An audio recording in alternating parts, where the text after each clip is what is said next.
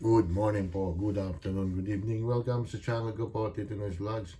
Ayop, nasa mabuti po kayong kalagayan mga pamayan ko.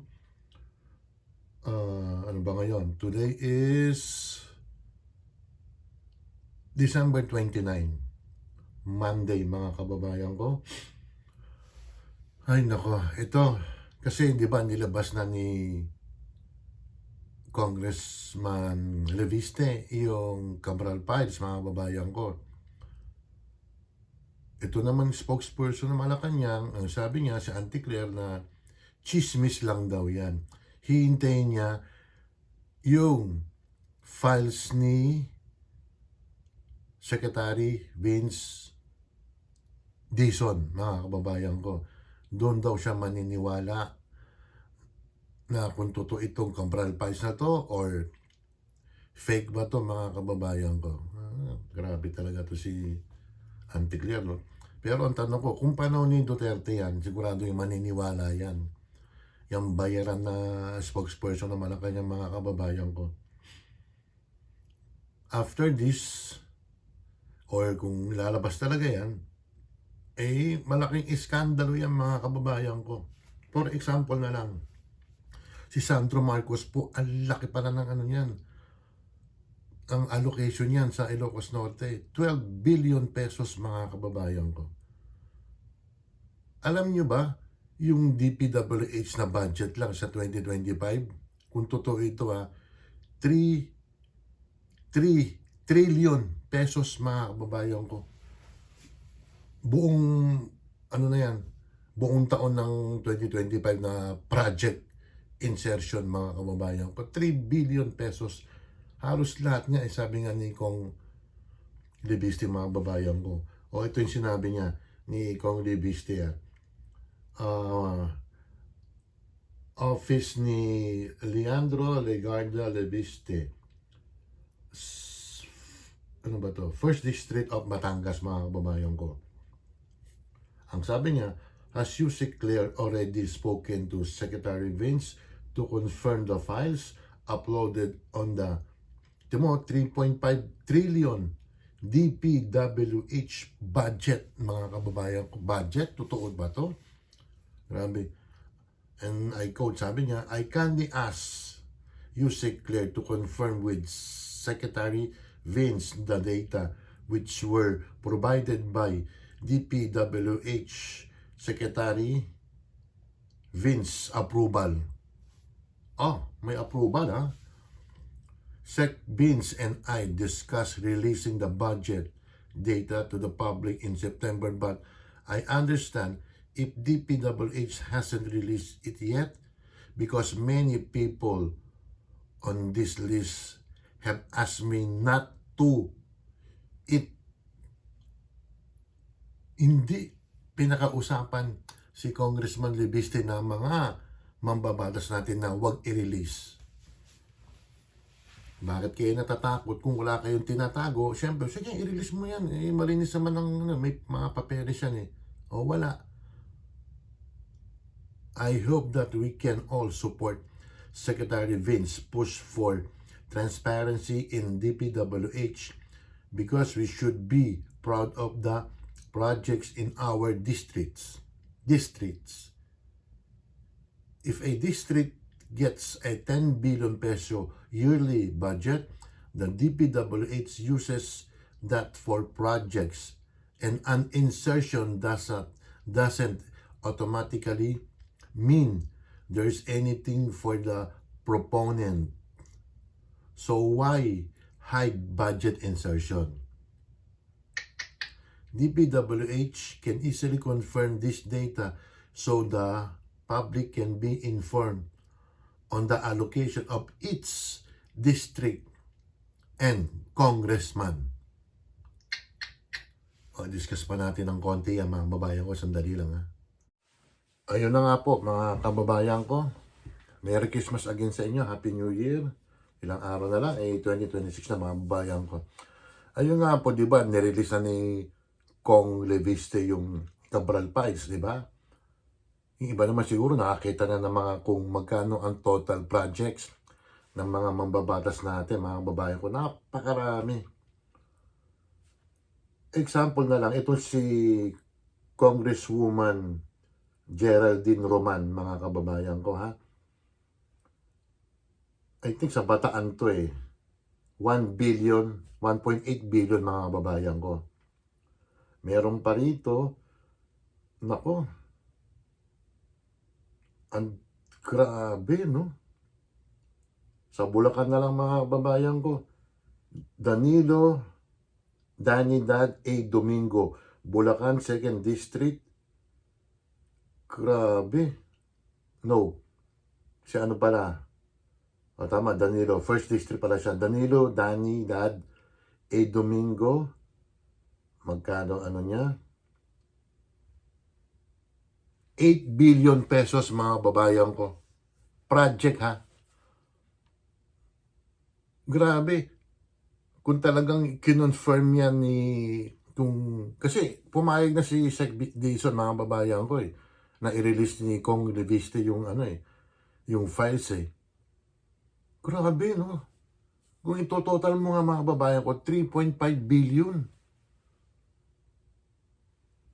3.5 billion, mga babayan ko, yung lahat ng project, mapasenador, at saka mga congressman, mga kababayan ko. Grabe, no? So, ibig sabihin, hindi pala mahirap ang Pilipinas. Napakaraming pera ng mga mababatas natin, mga babayan ko eh. Grabe, ito, titingnan natin yung iba pa, sandali lang ha. Hindi na ko lang kung may senador dito ha, kasi karamihan mga congressman eh, sandali ha. O ito, mga babayan ko, hanapin ko pa yun sa mga senador, mga babayan ko, meron automatic eh. Babagitin ko na lang yung ibang mga congressman ha. Karamihan dito sa babanggitin ko, nasingit lang yung kapatid o asawa ata at kapatid ni DepEd Secretary Sani Angara, mga babayan ko. Aurora, Long District, mga babayan ko. Congressman Romel Rico T. Angara. Ang gaan niya is, grabe, 4 billion pesos.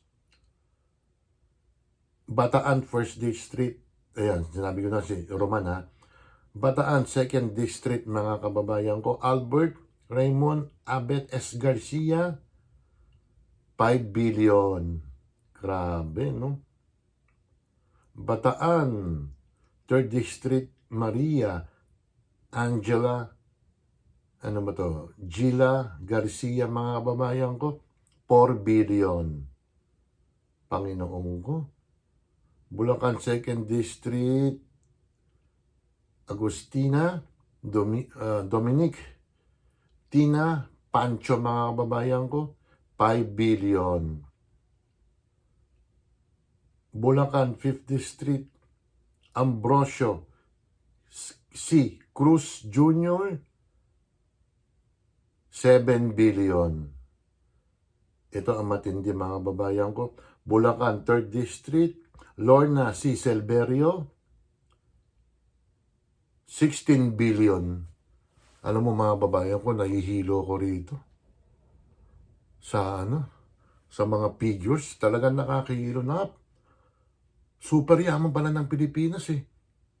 Oh, sa mga pera nila, mga babayan, kung bali ito yung pinaka part 2. Yung last Friday, yung December 26, yun ang part 1. Di ba nilabas nga ni Congressman Libiste, mga babayan ko, yung files. Sa dami. Wala kasi ako sa Pinas eh, gusto ko sanang i-print lahat yun. Sa dami nito, ilang pages ng bond paper yun kung hihimayin natin lahat, mga babayan ko. Wala tayong yun dito, kakampihan dito. Lahat sila may mga mga projects, mga babayan ko.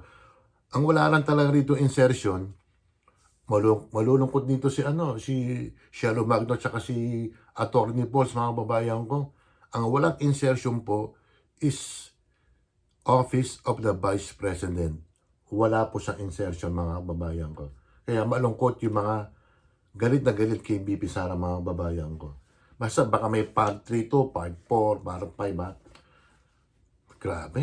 Ang kakapal. Grabe. Kung tirahin si BP Sara, ganun-ganun lang. Yung pala, may mga project kayo na kompleto ba yan?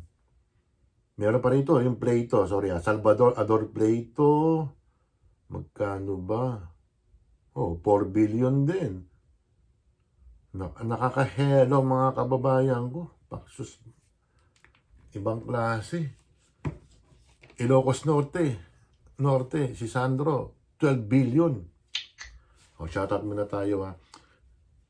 Si Ate Ruby Vlog, Cherry Papoys, Cherry P Vlog, Ma'am Shipe, Tugam Michi, Tigerfield, Sinjin, advance happy birthday, Oxy, Tab, Elisa Deu, Shirley Mendrano, ano ba to? Kapangok Vlog, Evelyn Official ng Macau, Pretty Jane ng Hong Kong, Professor Bonds, Teacher Bonds,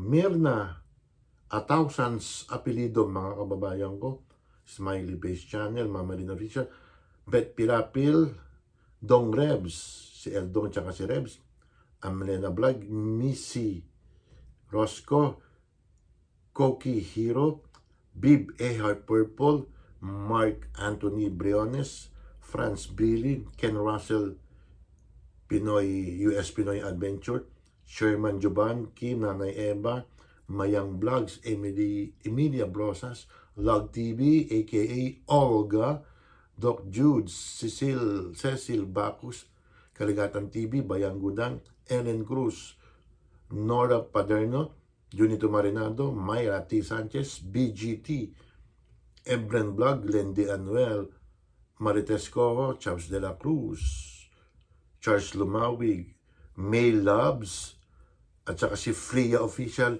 May nang ano sa akin dito, si anong pangalan nun? Si Heart, nakalimutan ko na. Basta, titignan ko sa isang cellphone ko mga babayan ko sino mga nagbumati sa akin mga titos, mga titas. Oh, katapasan na ng part 2 ito, mahaba ito. Grabe, 3.5 billion pala yung budget ng mga projects ng DPWH. Sangkatutak na pera yan eh. Oh, ilan dyan sa mga mababatas natin ang naging honest, yung wala silang pinitik? Sige, ilan kaya? Kaya nga sinabihan si Kong Libisti na wag daw ilabas. Oh, takot sila. Paki-like, share lang po paki-subscribe. At maraming salamat po sa inyo. Advance Happy New Year and belated Merry Christmas. Bye!